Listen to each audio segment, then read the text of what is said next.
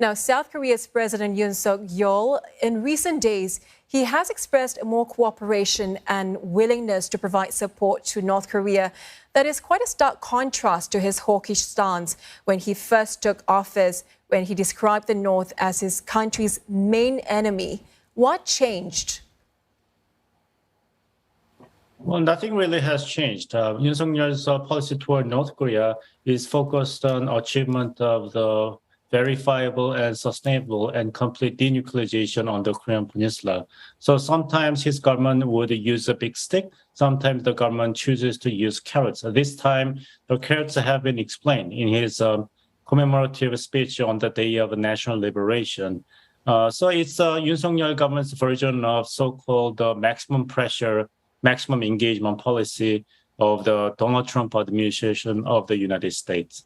But would you say that President Yoon started off on the wrong foot with the North?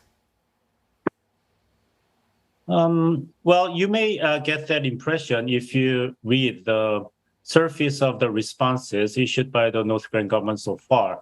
The North Korean government called his plan for audacious engagement with North Korea as absurd, stupid, and a pipe dream. No one bothers its destiny for corn cakes. But if you read the inside of the scathing criticism more carefully, then you will sense that North Korea is in a desperate situation. And it knows very well that the only meaningful and valuable bargaining chip it has is nuclear weapons. So it is a careful warning to the new government in South Korea that North Korea making any compromises on the front of the denuclearization will not come cheap. So it's not the total rejection of any economic talks with the South, but it is a strategy to enhance the bargaining price of its nuclear weapons and missiles. Yeah, and experts have also said that there won't be much progress in inter-Korean ties if the South doesn't bring anything new to the negotiating table. What would make Pyongyang change its mind to be more receptive towards resuming dialogue with the South and its new leader?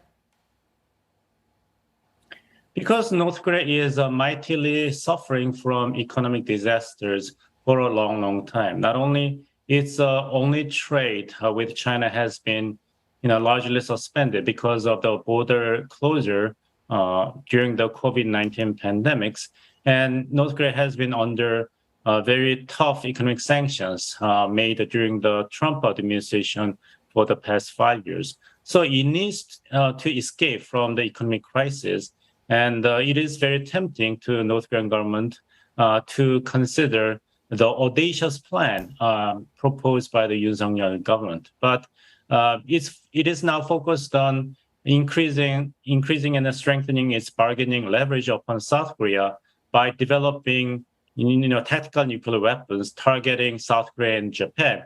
And after it will have completed its military modernization program, by using that as additional bargaining leverage in the next 2 or 3 years, according to the vice chairman of the Central Committee of the party explained in the statement, maybe in the next 2-3 years, it'll be ready to engage in economic negotiation with the South.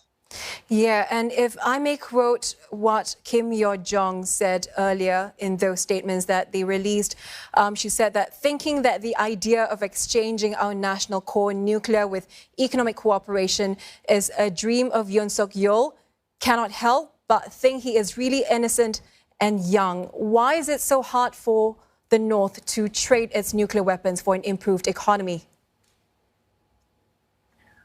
Because the North Korean government is not really accountable, to the livelihood of common people. It's an absolute dictatorship.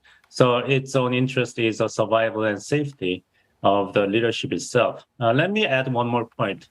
If you do not like somebody, then you simply do not talk to that person. But in the statement issued by the Kim Yo-jong, the number 2 person in North Korean system, she declares that it is our earnest desire to live without awareness of each other. And she emphasized that we do not like Yoon Suk-yeol as a person.